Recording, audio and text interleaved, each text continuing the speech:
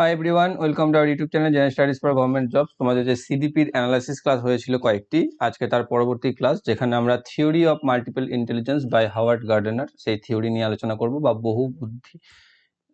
বহুবুদ্ধি multiple বহু বুদ্ধিমত্তা যেটাকে আমরা বলে থাকি বাংলায়, সেটা তো যেটা একটা খুব গুরুত্বপূর্ণ তোমাদের সিডিপির মধ্যে পড়ে যায় থিওরিগুলির মধ্যে, যা আমাদের হাওয়ার্ড গার্ডনার নিয়ে এসেছিলেন। এর আগেও আমাদের 3টি অ্যানালাইসিস ক্লাস হয়ে গেছে, যেখানে জিন পেয়াজে, ভাইগস্কি, কোলবার্গ, ডেভেলপমেন্ট গ্রোথ এবং যে classical conditioning theory, operant conditioning theory, সেই সমস্ত থিওরির উপরে 3টে ডেসক্রিপটিভ ক্লাস হয়েছে। যারা যারা দেখোনি, এই ভিডিও ডেসক্রিপশন বক্সে প্লেলিস্ট লিংক তোমরা পেয়ে যাবে।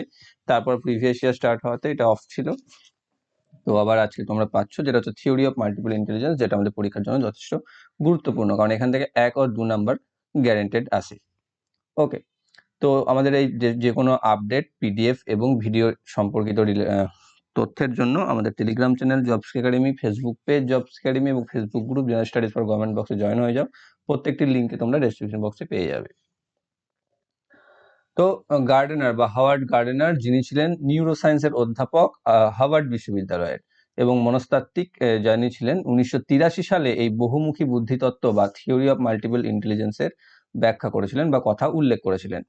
তো সাধারণ বুদ্ধির ধারণা এবং বুদ্ধিকে একটি বুদ্ধাঙ্ক দ্বারা ব্যক্ত করার তিনি তীব্র বিরোধিতা করেছিলেন। অর্থাৎ আমরা যে বুদ্ধিটাকে বর্তমানে আইকিউ দ্বারা রিপ্রেজেন্ট করে থাকি, তো তিনি তার বিরোধিতা করেছিলেন। তিনি বলেছিলেন যে বুদ্ধি কখনো নাম্বার দিয়ে মেজার করা যায় না বা করা যায় না। প্রতিটি বুদ্ধির একটি নিজস্ব সূচক রয়েছে যা পরস্পর নিরপেক্ষ। অর্থাৎ আমাদের ক্ষেত্রে কি হয়, যে আমরা কাউকে বুদ্ধিমান বলি বা কাউকে বুদ্ধিমান বলি না, তার একটা নির্দিষ্ট পার্সপেক্টিভ থাকে।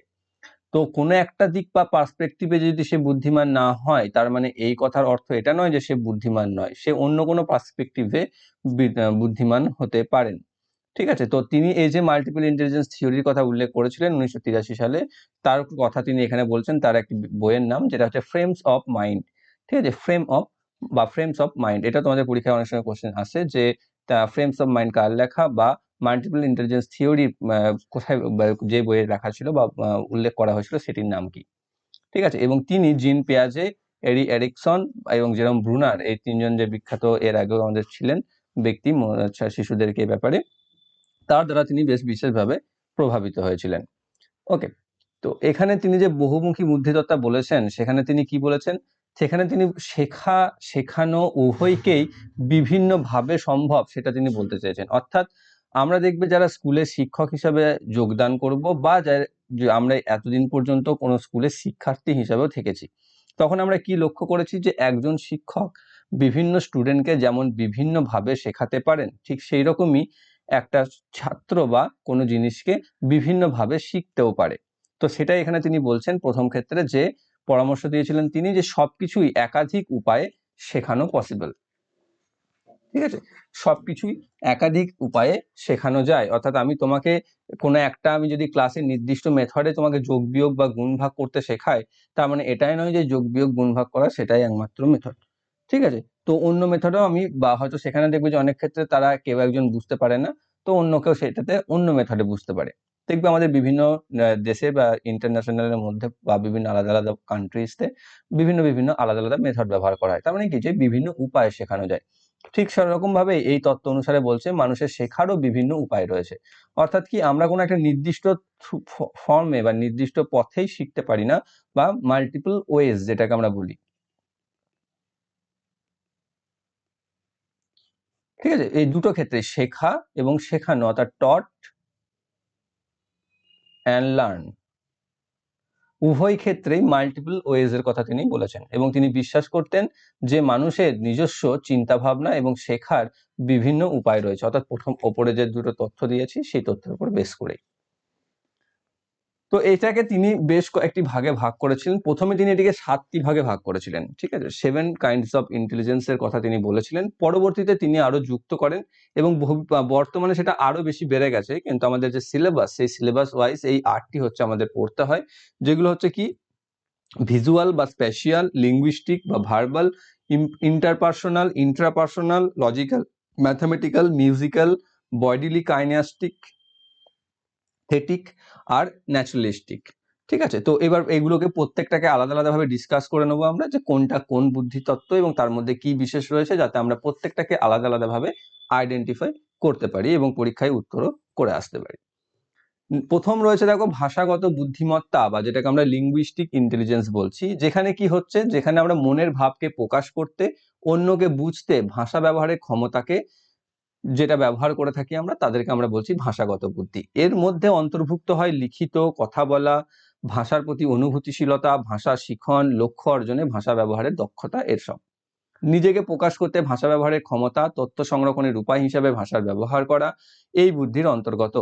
তো কারা কারা পড়বে এর মধ্যে, দেখো এর মধ্যে কি কি কাজ করছে, যারা রিডিং রাইটিং এ এক্সপার্ট, ডিবেট বা তর্কতে এক্সপার্ট, বক্তৃতাতে এক্সপার্ট, ওয়ার্ড পাজলস এর ক্ষেত্রে, স্পেলিং ভোকাবুলারির ক্ষেত্রে, ল্যাঙ্গুয়েজেস ক্ষেত্রে এবং শোনার শ্রুতির ক্ষেত্রে বা লিসেনিং এর ক্ষেত্রে, সবগুলো ক্ষেত্রে। তো এই ক্ষেত্রে দেখো যে আমি যদি বলি বিবেকানন্দের কথা, তো তিনি দেখবে তার বক্তৃতা বা তার বক্তৃতার মধ্যে দিয়ে তিনি কিন্তু গোটা পৃথিবীবাসীকে অনুপ্রাণিত করেছিলেন। তো সেখানে তার ভাষাগত জ্ঞান তো সেই হিসাবে তার বেশি, অর্থাৎ খুব ভালো একজন লেকচারার, খুব ভালো একজন কবি। আমরা যদি রবীন্দ্রনাথ ঠাকুরের কথা বলি, তিনি তার ভাষা বা তার লেখনীর মধ্যে দিয়ে সকলের মন কেড়ে নিয়েছিলেন, বা তার গানের মধ্যে দিয়ে, লেখাটাতে তো তার ভাষার প্রয়োগ হয়েছিল না, পরে আসছি অন্যগুলো তারও, তখন তুমি বুঝতে পারবে যে একাধিক কিভাবে হচ্ছে। তো তাদেরকে আমরা এর মধ্যে ফেলতে পারছি। যেমন আইনজীবী, যিনি তার কথার প্যাঁচে বা ভাষা দক্ষতাতেই কিন্তু অন্যদেরকে পরাস্ত করে দেন। বক্তাগণ, গল্প যিনি বলেন, তারা, তো তারা কি হচ্ছে, তাদের কথা বলার স্টাইল বা শৈলী দ্বারাই অন্যদেরকে মুগ্ধ করেন, বা আইনজীবী হারিয়ে দেন, তো এইরকম আর কি, মুগ্ধ করে বা প্রভাবিত করে। তো সেটাকে আমরা বলছি ভাষাগত বুদ্ধিমত্তা বা লিঙ্গুইস্টিক ইন্টেলিজেন্স। তো তার মধ্যে আমরা ফেলতে পারি স্বামী বিবেকানন্দকে। বিবেকানন্দ বিখ্যাত যারা খুব ভালো বক্তৃতা দিতে পারেন, যেমন যদি আমি PM নরেন্দ্র মোদীকেও বলি, তিনিও দেখবেন খুব ভালো। আমি এখানে পলিটিক্যাল কোনো জিনিস আসছি না, বা আমাদের মুখ্যমন্ত্রী মমতা দিদি, তিনিও বক্তৃতা দেন। ঠিক আছে, তো সেক্ষেত্রে ভাষাগত জ্ঞান অবশ্যই থাকতে হবে। আমি চাইলেই চট করে এনে দিতে পারি না বা ঢুকিয়ে নিতে পারি না। তো ভাষাগত দিক থেকে তার সেই বুদ্ধিমত্তা, যাতে তিনি ভাষার জোরে ম্যানিপুলেট করতে পারেন। ম্যানিপুলেট বলতে অন্যকে ঠিককে ভুলও করে দিতে পারে, কিছু সময় ভুলকে ঠিকও করে দিতে পারে কিছু সময়। নেক্সট রয়েছে যেটা হচ্ছে লজিক্যাল ম্যাথামেটিক্যাল ইন্টেলিজেন্স বা যুক্তি গাণিতিক বুদ্ধি। এই ক্ষেত্রে কি হচ্ছে, এই ক্ষেত্রে দেখতে পাচ্ছ ছবিটাতে যদি দেখো, math, experiment, questioning, logic, patterns and working with numbers, এইগুলো যখন পড়বে কোনো একটা কাজের মধ্যে, তুমি অঙ্ক করতে পারছো খুব ভালো, তুমি এক্সপেরিমেন্ট বা পরীক্ষা গবেষণা করছো, যেমন ধরো বিজ্ঞানীরা করে থাকে, কোয়েশ্চেনিং, তুমি প্রশ্ন করতে পারছো, কোনো কিছু তোমাকে কেউ শোনাচ্ছে, তুমি তার থেকে ঘুরিয়ে তাকে কোয়েশ্চেন্স করছো, কোনো কিছু পিছনে লজিক লাগাচ্ছো, রিজনিং, ঠিক আছে, যেটাকে আমরা করছি প্যাটার্নস, যেটাকে আমরা বলছি জিআই, রিজনিং এর মধ্যে সলভ করছি, প্রবলেম সলভ করতে পারছি, বা বিভিন্ন নাম্বার নিয়ে আমরা কাজ করছি। তো সেইগুলোর ক্ষেত্রে আমাদেরকে, সেই ক্ষেত্রে যারা এক্সপার্ট বা যারা আমাদের কি বলবো, আমাদের নিজেদের ডেভেলপ করতে পেরেছি, তাদেরকে আমরা বলবো যুক্তি গাণিতিক বুদ্ধি বা লজিক্যাল ম্যাথমেটিক্যাল ইন্টেলিজেন্স। এখানে কি বলছে, যুক্তিভিত্তিক সমস্যা বিশ্লেষণে, গাণিতিক কাজে এবং বিজ্ঞানসম্মত অনুসন্ধানে এই বুদ্ধির প্রয়োজন। গার্ডেনারের মতে এই বুদ্ধি প্যাটার্ন অনুসন্ধানে, অবরোহী যুক্তিদানে এবং যুক্তিপূর্ণ চিন্তার প্রয়োজন হয়।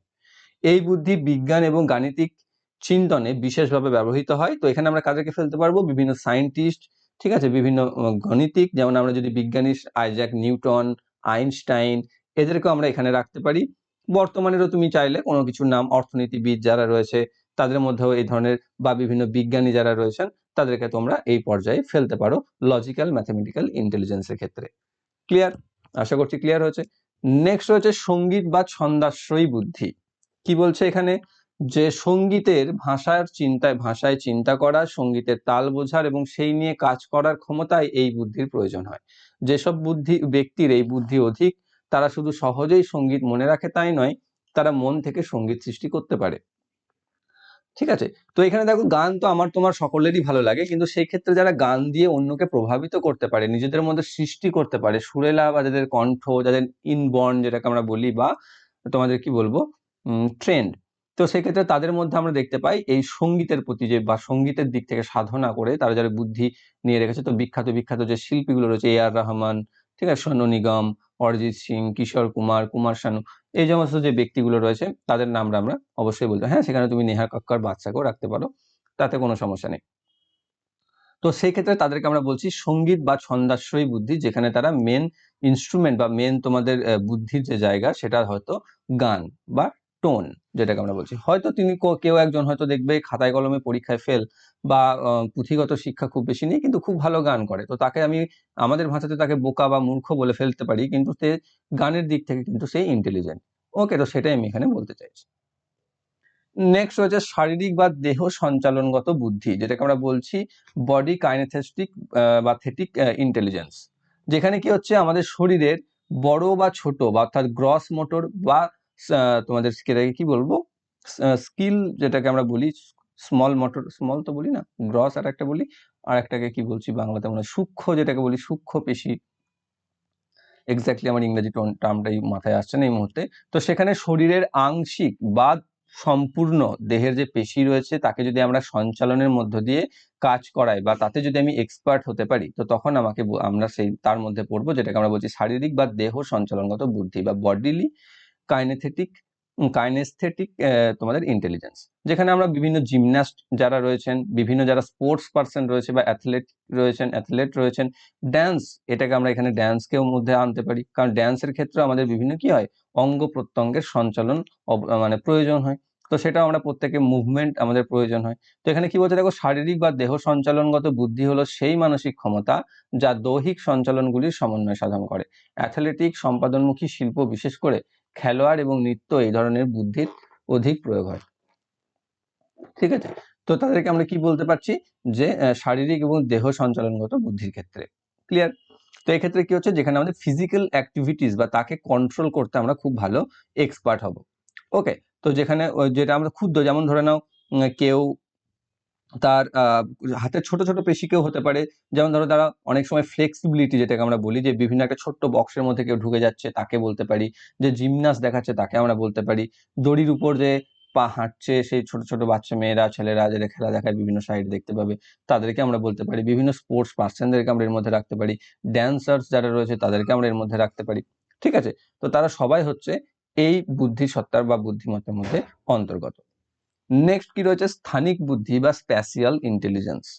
ঠিক আছে, স্প্যাশিয়াল এখানে কি হচ্ছে একটা জায়গা বা স্থানকে নিয়ে আলোচনা করছে, তো সেটা তোমাদেরকে একটু মাথায় রাখতে হবে। স্থান বলতে কি রকম, যে সে কোনো একটা স্থানিক জগতের প্রতিচ্ছবি গড়ে তোলার ক্ষমতা, অর্থাৎ কোনো কিছু একটা দেখে তার মধ্যে থেকে কি রকম কি করা যেতে পারে। যেমন ধরি আমরা বলি যে তুমি ধরো কোনো একজন যে পেইন্টার, যে ঘর রং করে তাকে ডেকে নিয়ে এসে বললে যে আমার এই ঘরটাতে কি ধরনের রং করলে সে সব থেকে বেশি মানানসই হবে, তো সে দেখবে সব সঙ্গে সঙ্গে তার একটা অপিনিয়ন দিতে পারবে, যেটা আমরা অত তাড়াতাড়ি পারবো না। কারণ কি, তিনি সঙ্গে সঙ্গে মাথাতে কি হয় যে তিনি সেই স্থানটার সাথে বিভিন্ন কালারকে ম্যাচ করে ইমাজিনেশন তৈরি করতে পারেন, যাতে তার মাথাতে চলে আসে যে এই ঘরটার ক্ষেত্রে কোন রংটা সব থেকে বেস্ট হবে।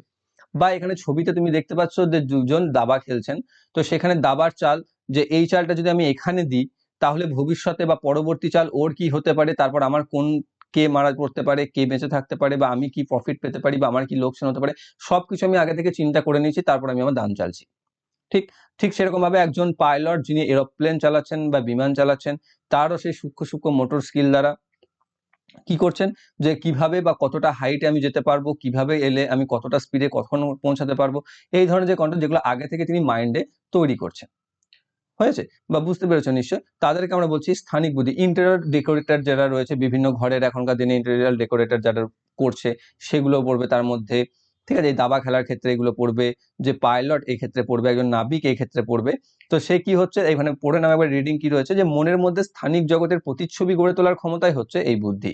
একটা বৃহৎ মুক্ত বা বদ্ধ ক্ষেত্রকে বোঝা এবং তাকে সঠিকভাবে প্রয়োজন মতো ব্যবহার করার ক্ষমতা হলো স্থানিক বুদ্ধি। যেমন একজন নাবিক এবং একজন পাইলট মুক্ত সমুদ্র বা মুক্ত আকাশে জাহাজ বা উড়োজাহাজ চালায়, যা বদ্ধ স্থানে একজন দাবাড়ু চাল দেয়, সবই স্থানিক বুদ্ধির সাহায্যে। ঠিক আছে, যেমন এখানে দেখো একজন দাবাড়ু যে দাবার চাল দিচ্ছে, ঠিক সেরকম ভাবে ফাঁকা আকাশে যে চালাচ্ছে সেও বুঝতে পেরে যায় যে আমি এই মুহূর্তে কোথায় রয়েছি না রয়েছি। তো পরিবেশের কিছু এই বৈশিষ্ট্য জানতে, শ্রেণীকরণ করতে এবং সেই সম্পর্কে সিদ্ধান্ত নিতে এই বুদ্ধি ব্যক্তিকে সাহায্য করছে। তো তাদেরকে আমরা এর মধ্যে রাখতে পারি। পরবর্তী কি রয়েছে দেখো, অন্তর্ব্যক্তি বুদ্ধি বা ইন্ট্রাপার্সোনাল ইন্টেলিজেন্স। ঠিক আছে, তো এখানে যেটা কনফিউশন হয় সব থেকে, একটা হচ্ছে ইন্টার আর একটা হচ্ছে ইন্ট্রা, একটা হচ্ছে ইন্টার আর একটা হচ্ছে ইন্ট্রা। ঠিক আছে, তো এখানে ইন্টার বলতে যেখানে মনে করবে সবসময় যে একাধিক, অর্থাৎ একের বেশি আসছে। যেমন দেখো আমরা বলি যে ইন্টারন্যাশনাল ম্যাচ, মানে কি যে এক বা ইন্টারন্যাশনাল ফ্লাইট, অর্থাৎ যেটা একাধিক দেশে যায়, তাই না? সেই রকম। তো এখানে এটা রয়েছে দেখো ইন্ট্রা পার্সোনাল ইন্টেলিজেন্স। এখানে কি করছে, যে বুদ্ধিটা বা নিজেকে বুঝতে, নিজের অর্থাৎ নিজের মধ্যেকার স্পিরিচুয়াল বা আমাদের অনুভূতি বা আমাদের ফিলিংস কে নিয়ে আমরা যারা বুঝি, অর্থাৎ তার প্রতি আমাদের যে ইমোশন বা সবকিছু রয়েছে তাকে পোষণ করা বা সম্মান প্রদান করা বা তাকে ঠিকঠাকভাবে আন্ডারস্ট্যান্ড করা বা বোঝা এবং তার প্রেক্ষিতে নিজেকে আমি সম্পূর্ণ কন্ট্রোল করতে পারা, তাকে আমরা বলছি অন্তর্ব্যক্তি বুদ্ধি। অর্থাৎ নিজেকে বুঝতে, নিজের অনুভূতি, ভয় এবং প্রেষণাকে সম্মান দিতে যে ক্ষমতার প্রয়োজন তাকে বলে অন্তর্ব্যক্তি। অর্থাৎ অনেকে আমরা ভয় না, যারা নিজেদেরকে সঠিকভাবে বুঝতে পারি না, যে আমার এই পরিস্থিতিতে কি করা উচিত আমি নিজেই সঠিক সিদ্ধান্ত নিতে পারি না, আমার ইমোশনের প্রতি আমার সমস্যা রয়েছে, আমার কন্ট্রোল নেই বা আমার ফিলিংস এর প্রতি কোনো কন্ট্রোল নেই। তো সেই জিনিসগুলো হচ্ছে আমার, তার মানে ল্যাক অফ এই ইন্টারপার্সোনাল ইন্টেলিজেন্স। ঠিক আছে, এবং সেই ক্ষেত্রে যারা এটাকে খুব বেটারলি নিতে পারে, তো তাদেরকে আমরা বলছি যে অন্তর্ব্যক্তি বুদ্ধির মধ্যে পড়ছে। এক্ষেত্রে নিজেকে সব থেকে বেস্ট, যেমন বিভিন্ন দার্শনিক যারা, ঠিক আছে, দার্শনিক যারা, তারা অ্যাকচুয়ালি কি করেছিল, নিজেদেরকেই পরীক্ষা করেছিল, নিজেদের লাইফকেই তারা এক্সপেরিমেন্ট করেছিল এবং সেখানকার দর্শন, তার দার্শনিক ভিত্তিতে তিনি লাইফ লিড করেছিলেন। তুমি এই ক্ষেত্রে ইন্ট্রা পার্সোনালের ক্ষেত্রেও তুমি স্বামী বিবেকানন্দকে রাখতে পারো। তার যা মতাদর্শ বা তার নিজস্বতা, যেটা অ্যারিস্টটল, রুশো, সক্রেটিস, প্লেটো, বিভিন্ন যে সমস্ত দার্শনিকদের কথা আমরা বলেছি, তো প্রত্যেকে যারা কি রয়েছে ইন্ট্রা পার্সোনাল, ইন্ট্রা মানে হচ্ছে নিজস্বতা বা সেলফ যেটাকে আমরা বলছি, তো নিজস্ব নিজের ফিলিংস বা নিয়ে যারা সব থেকে বেশি অ্যাওয়ার্ড বা বলতে পারো যে কন্ট্রোল করতে পারছে বা সেটাকে নিয়ে সম্পূর্ণরূপে সচেতন, তো তাদেরকে আমরা বা সেই ক্ষেত্রে আমাদের বলছি অন্তর্ব্যক্তি বুদ্ধি। যেমন গার্ডেনারের মতে নিজেকে কার্যকরী মডেল হিসেবে বিবেচনা করা এবং তদানুযায়ী নিজের জীবনকে পরিচালিত করা ছিল এর একটা উদাহরণ বলতে পারো। নেক্সট হচ্ছে আন্তঃব্যক্তি, যেটা হচ্ছে ইন্টারপার্সোনাল ইন্টেলিজেন্স। ঠিক আছে, এবার বুঝতে পারছো ইন্টারপার্সোনাল, যেখানে হচ্ছে কি যে নিজের না অন্যের, অর্থাৎ অন্য কোনো ব্যক্তির ইচ্ছা, প্রেষণা, উদ্দেশ্য, অনুভূতি, এই সমস্ত যে বোঝা বা বোঝার যে ক্ষমতা, তাকে আমরা বলছি আন্তর্ব্যক্তিক বুদ্ধি বা ইন্টারপার্সোনাল ইন্টেলিজেন্স। অনেকেই থাকে দেখবে যারা আমরা খুব রিউড ব্যবহার করি বা রুড ব্যবহার করি অন্যদের প্রতি, মানে কি অন্যরা সেটাতে কিভাবে নেবে বা সেটা কি ফিল করবে আমার কথাটা শুনে, বা তার মানসিকতা বা তার অনুভূতি কেমন হবে সেই সম্পর্কে আমার কোনো ধারণা নেই বা আমি চেষ্টা করি না রাখার। কিন্তু অনেকে থাকে কি হচ্ছে, শত অপমান হওয়া সত্ত্বেও দেখবে সে বাইরের বা অন্যদেরকে অপমানিত করছে না, মানে সে জানে যে সে যদি অপমান করে তার হয়তো অনেক স্কোপ আছে সেখানে অপমান করার, কিন্তু সে যদি করে তাহলে কি যে বাকিরা হয়তো ও খারাপ ফিল করতে পারে বা অনুভূতি নিতে পারে। তো অন্যদের অনুভূতি বা অন্যদের ইচ্ছা, অন্যদের প্রেষণা, উদ্দেশ্য, এই সমস্ত বোঝার জন্য যে ক্ষমতা বা যে বুদ্ধি কাজ করছে সেটাকে বলছে আন্তর্ব্যক্তি বুদ্ধি বা ইন্টারপার্সোনাল ইন্টেলিজেন্স। এখানে কি বলছে দেখো, অন্যান্যদের সঙ্গে সুসম্পর্ক বজায় রেখে কাজ করতে এই বুদ্ধি সাহায্য করে। এই বুদ্ধি আমাদের সকলেরই প্রয়োজন। তবে শিক্ষাবিদ, সেলসম্যান, ধর্মীয় এবং রাজনৈতিক নেতা এবং পরামর্শদাতাদের বা যাদের অন্যান্য ব্যক্তিদের সঙ্গে কাজ করতে হয় তাদের ক্ষেত্রে এটি বিশেষ গুরুত্বপূর্ণ। যেমন ধরুন আমি যদি একটা কথা বলি, একটা বিজনেসম্যানের ক্ষেত্রেই, ঠিক আছে, সে বিজনেসে কি একা একা তো হয় না, না বিজনেস, তোমার বিভিন্ন কাস্টমার থাকবে বা তুমিও কারো কাছে কাস্টমার হিসেবে থাকছো, তো সেক্ষেত্রে প্রত্যেকের ইন্টার রিলেশন খুব ভালো হওয়া উচিত। সেই কারণে তো সেই ভালো রাখতে গেলে বা একে অপরের সাথে সুসম্পর্ক বজায় রাখতে গেলে তোমাকে তাদের সাথে ভালো ব্যবহার করতেই হবে। ঠিক যেরকম ভাবে দেখো যে বেসরকারি ক্ষেত্রে বা বিভিন্ন ক্ষেত্রে বসের সাথে সেখানকার যারা এমপ্লয়ি রয়েছে কত ভালোভাবে মিষ্টিভাবে তোমাদের কি বলবো নিজেদেরকে প্রকাশ করে বা করে থাকে। হয়তো মানসিকতা বা মেন্টালিটি হয়তো আলাদা তার প্রতি, তাকে হয়তো সে একদমই পছন্দ করে না, কিন্তু তার সামনে থাকে কি হয়, তাকে যথেষ্ট সম্মান প্রদান করে। অর্থাৎ কারণ কি, সে জানে যে তার সাথে যদি আমি সুসম্পর্ক বজায় না রাখি তাহলে আমি এখান থেকে নিষ্কাশিতও হতে পারি বা আমাকে এখান থেকে টার্মিনেটও করা যেতে পারে বা আমাকে থেকে বের করে দেওয়া যেতে পারে। তো সেই যে জিনিসটা, যেটা হচ্ছে একে অপরের সাথে সুসম্পর্ক গঠন করা বা অন্যের অনুভূতি, অন্যের ইচ্ছা, অন্যের প্রেষণা, অন্যের উদ্দেশ্যকে বোঝার যে ক্ষমতা, তাকে আমরা বলছি আন্তর্ব্যক্তিক বুদ্ধি। এবং এটাকে আমরা বলতে পারো বিভিন্ন সমাজসেবী যারা রয়েছে, যেমন এখানে বলেছে দেখো শিক্ষাবিদ, কারণ তাকে কি হচ্ছে একটা ক্লাসে গিয়ে তাকে বিভিন্ন ধরনের মানুষের সাথে নিজেকে ইন্টারঅ্যাক্ট করতে হচ্ছে, তাই না, মেশাতে হচ্ছে, এবং সেক্ষেত্রে সে যদি এক টাইপস এর হয় যেখানে সে সঠিকভাবে নিজেকে কি বলবো খুলে দিতে পারে না বা খুলতে পারে না, তো সেখানে কি হচ্ছে, সে ছেলেদের কাছে প্রিয় হয়ে উঠতে পারবে না। তো তাকে সব ধরনের ছেলেকে হ্যান্ডেল করার জন্য তাদের প্রত্যেকের সাথে সুসম্পর্ক বজায় রাখতে হবে। ফার্স্ট বেঞ্চারদের সাথে যেমন, লাস্ট বেঞ্চারদের সাথে যেমন। কারণ যদি শুধু তুমি ফার্স্ট বেঞ্চারদের সাথে রাখো তাহলে লাস্ট বেঞ্চাররা তোমার ক্লাসে ডিস্টার্ব করবে। লাস্ট বেঞ্চে যদি রাখো, তোমার ফার্স্ট বেঞ্চটা তোমার ক্লাসের কথা শুনবে না। এরকম বিভিন্ন, তো প্রত্যেকের ক্ষেত্রে আমাদের সাথে সুসম্পর্ক, ঠিক সেরকম ভাবে রাজনৈতিক নেতারা ভোটের আগে টুপি পরানোর সময়, ঠিক আছে, তো সেই ক্ষেত্রে কি হচ্ছে, বিভিন্ন লোভ দিয়ে, বিভিন্ন প্রতিশ্রুতি দিয়ে আমাদেরকে কি করা হয়, আমাদের সাথে সুসম্পর্ক বজায় রাখে। দেখবে ভোটের আগে যখন ভোট নেওয়ার জন্য আসে, তখন কত সুন্দর মনে হবে, যেন এত ডাউন টু আর্থ মানুষ তো জীবনে দেখিনি আমি কখনো। ঠিক আছে, ভোট শেষে দেখবে সম্পূর্ণ পাল্টে যায়। তো সেইটাই আর কি, তবুও আমরা ভুলি না যদিও। তো সেটাই হচ্ছে ব্যাপার, যে পরামর্শদাতা বা রাজনৈতিক নেতা যারা দেখবে সবসময় মানুষের সাথে মিশতে চায়, সেলিব্রিটি যারা, কারণ সে জানে যে তাদেরকে বানানোর জন্য এই মানুষেরাই দায়ী। দেখো, এটা নিজের স্বার্থেই করে, কিন্তু তারা এই নয় যে তারা নিঃস্বার্থভাবে কাজ করছে, তারাও এগুলো নিজেদের স্বার্থেই করছে অবশ্যই। কিন্তু এই জিনিসটাকে বলছে আন্তর্ব্যক্তিক বুদ্ধি বা ইন্টারপার্সোনাল ইন্টেলিজেন্স। ওকে, যেখানে একের থেকে বেশি জন পার্টিসিপেট করবে, যেখানে একজন অন্যদের ফিলিংস নিয়ে, অন্যদের অনুভূতি নিয়ে, অন্যদের উদ্দেশ্য নিয়ে, অন্যদের প্রেরণা নিয়ে বুঝবে। নেক্সট যেটা রয়েছে পরবর্তীতে অ্যাড হয়, যেটা হচ্ছে নিউরিয়ালিস্টিক বা ন্যাচারালিস্টিক বা প্রাকৃতিক, যেখানে কি হচ্ছে যে প্রকৃতিকে যে অনেক ভালো বুঝতে পারে বা প্রকৃতির সাথে যার বোঝাপড়া অনেক বেটার।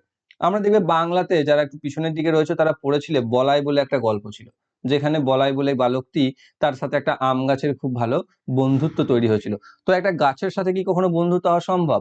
আমাদের মনে হবে গাছ তো কথাও বলতে পারে না, গাছ তো কিছু না, কিন্তু সেখানে সে দেখতে পাবে সেই গাছটা কাটা হয়ে গেলে সে কিরকম ভাবে মর্মাহত হয়েছিল, বা তারও আগে। তো এই ধরনের যে রিলেশনসটা, যে ক্ষেত্রে আমরা তোমাদের প্রকৃতিকে খুব ভালোভাবে বুঝতে পারি বা প্রকৃতি নিয়ে খুব বেশি সচেতন হয়, সেই ক্ষেত্রটাকে আমরা বলছি প্রাকৃতিক বা ন্যাচারালিস্টিক ইন্টেলিজেন্স, যেখানে আমরা সজীব পদার্থকে পৃথক করা এবং প্রাকৃতিক জগতের অন্যান্য বৈশিষ্ট্যের প্রতি অনুভূতিশীল হওয়া।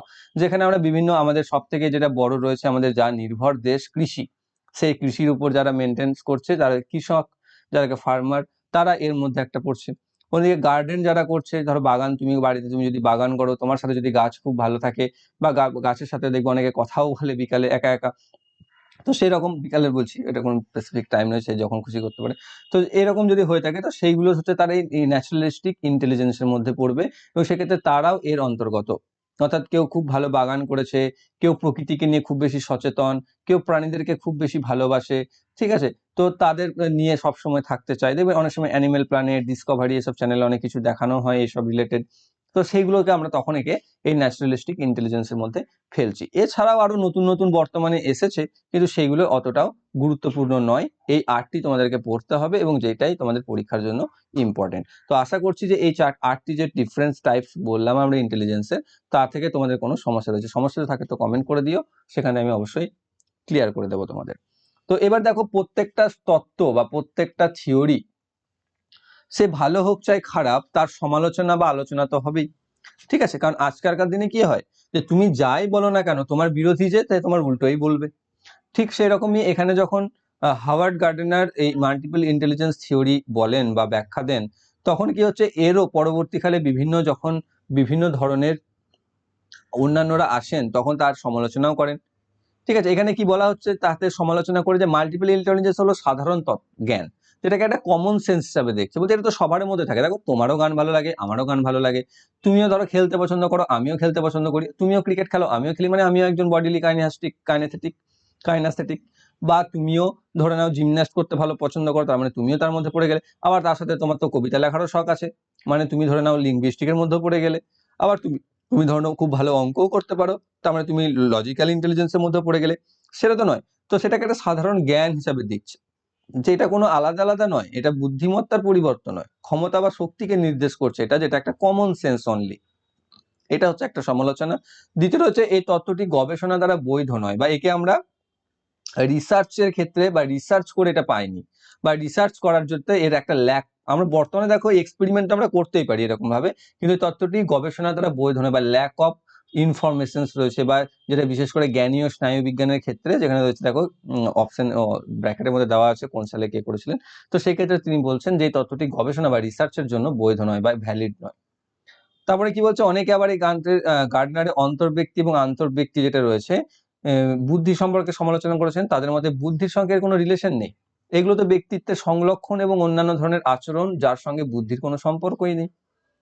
অর্থাৎ এটাতে এখানে বললাম যেটা, দেখো যে অন্তর একটা, আন্তর একটা, মানে একটা হচ্ছে নিজের ভিতরের কথা, আর একটা হচ্ছে অন্যের সাথে। তো অন্যের যেটা দেখো, সেক্ষেত্রে তো এটা বুদ্ধির সাথে কোনো সম্পর্ক নেই, এটা হচ্ছে ব্যক্তিত্বের লক্ষণ বা সংলক্ষণ, যে সে অ্যাকচুয়ালি কেমন, সে ভালো লোক খারাপ লোক, তার বিহেভিয়ার কেমন, তো তার উপর নির্ভর করেই আমরা বলতেই পারি। তো এটাকে আমরা কখনো বুদ্ধির মূলে করতে পারি না। এর আরো আছে যে দেখো এখানে তিনি মেজার, যে বুদ্ধি যদি এটাকে বলে থাকেন গার্ডেনার, তাহলে এটাকে নিশ্চয়ই মেজারেবল তো হতে হবে, কিন্তু এটা তো মেজারেবলও নয়, তাহলে এটাকে আমরা কি করতে পারি, কারণ বুদ্ধি যদি হয় তাহলে সেটাকে আমরা তো পরিমাপ করতে পারবো। তো সেই পরিমাপ যদি আমরা করতে না পারি, তাহলে কি করে আমরা এটাকে বুদ্ধি রাখতে পারি? তাই এটাকে সমালোচনা করছেন, যেহেতু এটা মেজারেবল নয়। তো এই সমালোচনাগুলো গার্ডেনারের থিওরিতে আমরা দেখতে পাচ্ছি। ঠিক আছে, তো এই ছিল তোমাদের আজকে মাল্টিপল ইন্টেলিজেন্স থিওরি হাওয়ার্ড গার্ডেনারের। তো এখান থেকে দেখো বিভিন্ন কোশ্চেন্স, আমি কয়েকটা কোশ্চেন যেরকম আসে সেগুলো আমি একটু নিয়েছি, তো তোমরা দেখে নাও যে কি ধরনের কোশ্চেন আসে। দেখো এখানে প্রথম কোশ্চেন রয়েছে, একটু বাংলাতে ভুল হতে পারে কারণ এগুলো ইংরেজি কোশ্চেন ছিল, সেগুলোকে আমি নিজে ট্রান্সলেট করে দিয়েছি। ঠিক আছে, গুগল ট্রান্সলেটরের সাহায্য নিয়ে। সো বুঝতে পারছো সেখানে কেমন ট্রান্সলেশন হয়। তো এই কোশ্চেন্সগুলোকে নিয়ে একটু কেয়ারফুল থেকো, বা একটু ভাষাগুলো একটু মার্জনা করো যদি একটু ভুলভাল থাকে। তো কি বলছে, নিম্নলিখিত বুদ্ধিমত্তাগুলির মধ্যে কোনটি একজনকে সমস্যা সমাধানের জন্য মানসিক চিত্রগুলি পরিচালনা এবং তৈরি করার ক্ষমতা দেয় এবং একটি ভিজুয়াল ডোমেনে সীমাবদ্ধ নয়? দেখো এখানে যখন এই সমস্যার সমাধান বা প্রবলেম সলভিংটা দেখবো, তখনই আমাদের মধ্যে তোমাদের ওই লজিক্যাল ইন্টেলিজেন্সটা মাথাতে চলে আসতে পারে, যেটা হচ্ছে গাণিতিক বুদ্ধিমত্তা। কিন্তু দেখো অপশনে তো সেটা নেই। তো তারপরে দেখবে আমাদের যেটা পড়েছিলাম, যেটা হচ্ছে স্থানিক বা স্প্যাশিয়াল ইন্টেলিজেন্স, যেখানে আমরা কি বলেছিলাম, কেউ একজন ইমাজিন করে নেয় কোন একটা স্থানের ভিত্তিতে, কোন একটা জায়গার ভিত্তিতে চিত্রগুলিকে পরিচালনা করে, ইমাজিন করে সেটাকে তৈরি করার একটা ক্ষমতা তার মধ্যে রয়েছে, যেটা একটা নির্দিষ্ট ভিজুয়াল ডেমনের মধ্যে বা ডোমেনের মধ্যে সীমাবদ্ধ নয়। তো তাকে আমরা কি বলছি, স্প্যাশিয়াল ইন্টেলিজেন্স বা স্থানিক বুদ্ধিমত্তা। তাহলে এই ক্ষেত্রে অপশন এ হয়ে যাবে সঠিক অ্যান্সার। নেক্সট রয়েছে, দেখো নেক্সট এর অপশনস গুলো ভুল আছে। ঠিক আছে, দেখো আন্তঃব্যক্তিক দুটোই সেম হয়ে গেছে, এখানেও তাই দুটো সেম হয়ে গেছে। ওকে, আর বাকি দুটো ঠিক আছে, 3 আর 4, কিন্তু প্রথম দুটো রয়েছে, একটা আন্ত হবে প্রথম একটা, তারপর এটা হবে অন্ত। ঠিক আছে, এটা হবে আন্ত, এটা হবে অন্ত। তো এখানে কি রয়েছে, যে ড্যাশ বুদ্ধিমত্তা হলো অন্যের অনুভূতি এবং উদ্দেশ্য বোঝার এবং উপলব্ধি করার ক্ষমতা, আর ড্যাশ বুদ্ধি হলো একজনের বোঝার ক্ষমতা, নিজস্ব অনুভূতি এবং প্রেরণা, অর্থাৎ একজনের নিজস্ব অনুভূতি এবং প্রেরণা বোঝার ক্ষমতা। তাহলে নিজস্ব কোনটা, নিজস্ব ইন্ট্রা, আর অন্যের ইন্টার। ঠিক বুঝতে পেরেছো? দেখো আমি এক্ষুনি কিছুক্ষণ আগে আলোচনা করে দিয়েছি এটা। তাহলে ইন্ট্রা মানে কোনটা, যেটা হচ্ছে অন্ত, আর ইন্টার মানে হচ্ছে আন্ত। ঠিক আছে, মানে নিজস্বতা যেটা রয়েছে আন্তঃব্যক্তিক থেকে, সরি মানে এটা হচ্ছে দ্বারা আমি ইংরেজিতে লিখে নি। হ্যাঁ, একটা রয়েছে ইন্টার আর একটা রয়েছে ইন্ট্রা, বাংলাগুলো ভুলে যাও। একটা হচ্ছে যেটা আলাদা, তাহলে এখানে দেখো এই বুদ্ধিটা হচ্ছে অন্যের বুদ্ধি কোনটা, ইন্টার, যেটা এখানে আমি বলেছিলাম একাধিক লোক অবস্থান করছে, তাহলে এখানে বসবে ইন্টার, আর এখানে বসবে ইন্ট্রা, যেটা হচ্ছে নিজস্বতা বা নিজের সেলফ অ্যাওয়ারনেস বা সেলফ ইমোশনস, ফিলিংস, তোমাদের পেশনা, উদ্দেশ্য, ইচ্ছা, এই সমস্ত বোঝার যে ক্ষমতা। পরবর্তী রয়েছে, নিচের কোনটি একটি বুদ্ধিমত্তা তত্ত্বের সমালোচনা কোনটা, যে একাধিক বুদ্ধিমত্তা শুধু সামগ্রিকভাবে বুদ্ধিমত্তার মধ্যে উপস্থিত প্রতিভা, একাধিক বুদ্ধিমত্তা শিক্ষার্থীদের মধ্যে প্রবণতা আবিষ্কার করতে দেয়, এটি ব্যবহারিক বুদ্ধিমত্তার উপর বেশি জোর দেয়, এটা মোটেও পরীক্ষামূলক প্রমাণ দ্বারা সমর্থিত হতে পারে না। ঠিক আছে, সমালোচনা পরে। তাহলে এখানে কোনটা হবে, তোমরা অপশনে তাড়াতাড়ি আনসার করো।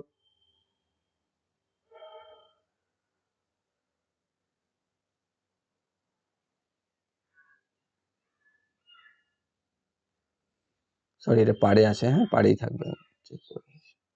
তাহলে এখানে দেখো কোনটা সমালোচনা, যে একাধিক বুদ্ধিমত্তা শুধু সামগ্রিকভাবে বুদ্ধিমত্তার মধ্যে উপস্থিত প্রতিভা, এখানে বলছে না কমন সেন্স, ট্যালেন্ট। ঠিক আছে, ট্যালেন্ট এখানে কারোর মধ্যে সবগুলোও থাকতে পারে, কেউ অঙ্কতে ভালো হওয়ার সাথে সাথে গানও ভালো করতে পারে, সে লজিক্যালি বা তার খুব ভালো, সে সার্জেন্টও হতে পারে, ডাক্তারিও করতে পারে, সে তোমাদের বিজ্ঞানীও হতে পারে, তো সায়েন্টিস্টও হতে পারেন। তো এগুলো সবকিছুই তার মধ্যে সম্ভব রয়েছে হওয়ার। তো সেটা এখানে রয়েছে যে এটি একাধিক বুদ্ধিমত্তা মধ্যে শুধুমাত্র সামগ্রিকভাবে বুদ্ধিমত্তার মধ্যে উপস্থিত প্রতিভা। এটা হচ্ছে সমালোচনা। অপশন নাম্বার এ তে রয়েছে বা একে রয়েছে সঠিক উত্তর। পরবর্তী রয়েছে নিচের কোন পর্যবেক্ষণটি হাওয়ার্ড গার্ডনারের একাধিক বুদ্ধিমত্তাকে সমর্থন করছে, অর্থাৎ সমালোচনা নয়। তাহলে 1, 2, 3, 4টে অপশন দিয়েছে দেখো, যেখানে বিভিন্ন বুদ্ধিমত্তা প্রকৃতিতে শ্রেণীবদ্ধ, নির্দেশনা ডিজাইন করার সময় শিক্ষকদের শিক্ষাগত উদ্ভাবনের একটি নির্দিষ্ট তত্ত্ব অনুসরণ করা উচিত, মস্তিষ্কের একটি অংশের ক্ষতি শুধুমাত্র একটি বিশেষ ক্ষমতাকে প্রভাবিত করে যা অন্যদের বাদ দেয়, আর একটা হচ্ছে বুদ্ধিমত্তা হলো বিশ্লেষণাত্মক, সৃজনশীল এবং ব্যবহারিক বুদ্ধিমত্তার মিথস্ক্রিয়া। দেখো এটা তো ফার্স্ট টাইম নয়, এটা তো ভুল, মানে গার্ডনার তো সব বলেইনি। দ্বিতীয় হচ্ছে নির্দেশনা ডিজাইন করার সময় শিক্ষকদের শিক্ষাগত উদ্ভাবনের একটি নির্দিষ্ট তত্ত্ব অনুসারে, নির্দিষ্ট তত্ত্ব এটা হবে না। তাহলে এখানে 3 নাম্বার যেটা রয়েছে দেখো, মস্তিষ্কের একটি অংশের ক্ষতি শুধুমাত্র একটি বিশেষ ক্ষমতাকে প্রভাবিত করে যা অন্যদের বাদ দেয়। অর্থাৎ তুমি ধরে নাও কথা বলতে পারো না, তো সেটা তোমার লিঙ্গুইস্টিক ইন্টেলিজেন্সকে হয়তো বাধাপ্রাপ্ত করলো, কিন্তু চাইলে তুমি খুব ভালো অঙ্ক শিখতে পারো, সেই হিসাবে তুমি লজিক্যাল ইন্টেলিজেন্স হতেও পারো। ঠিক আছে, তো সেটা হচ্ছে অন্যদেরকে বাদ দেয়, কোনো একটাকে প্রভাবিত করে। সেটা হচ্ছে অপশন নাম্বার 3 যেটা রয়েছে সঠিক উত্তর। পরবর্তী রয়েছে গার্ডনার প্রাথমিকভাবে 7টি বুদ্ধিমত্তা তৈরি করেছিলেন, নিচের কোনটি তাদের মধ্যে একটি নয়। ঠিক আছে, তো এখানে প্রথমে আমি দেখো তোমাদের যখন ভাগ বললাম তখন 7টি করেছিলেন, বর্তমানে 11টা হয়ে গেছে, কিন্তু তারপরে তিনি আরো একটা যোগ করেছিলেন, 3টে যোগ করেছিলেন। তো সেইগুলো তুমি পড়ছো, তো এখানে যেটা কোনটা নয় দেখো, স্থানিক বা স্পেশিয়াল, লিঙ্গুইস্টিক বা এখানে তোমার ইন্টারপার্সোনাল, তো এগুলো সবগুলো কিন্তু তিনি প্রথম 7টার মধ্যে রেখেছিলেন, কিন্তু এখানে ন্যাচারালিস্টিক যেটা রয়েছে প্রাকৃতিক, সেটা তিনি সবগুলোর মধ্যে রাখেননি। তাহলে এখানে 4 হয়ে যাবে অপশন অ্যান্সার। ঠিক আছে, তো এই ধরনের এখান থেকে কোশ্চেন আসতে পারে, যেখান থেকে পরীক্ষাতে 1 নাম্বার তো তোমরা চলেই আসো, 1-2 নাম্বার এসেই থাকে সাধারণত। তো সেক্ষেত্রে তোমাদের কাছে খুব গুরুত্বপূর্ণ একটা থিওরি এটা, আশা করছি তোমাদের কাছে ক্লিয়ার হয়েছে, multiple intelligence theory by Howard গার্ডনারটা। যদি সমস্যা না থাকে কোনো বা থাকে কোনো, তাহলে তোমরা কমেন্ট বক্স অবশ্যই জানাও, আর যদি না থাকে, যদি ভিডিওটি ভালো লাগে তাহলে অবশ্যই বন্ধুদের শেয়ার করো যারা পরীক্ষা দিচ্ছে বা দেবে। আর চ্যানেলটিতে যারা নতুন রয়েছে চ্যানেলটিকে সাবস্ক্রাইব করে বেল আইকনকে অল করে রাখো, যাতে ভবিষ্যৎ ভিডিও নোটিফিকেশন সকলের আগে পেয়ে যাও। আর ভালো লাগলে অবশ্যই ভিডিওটি লাইক করো। Thank you for watching.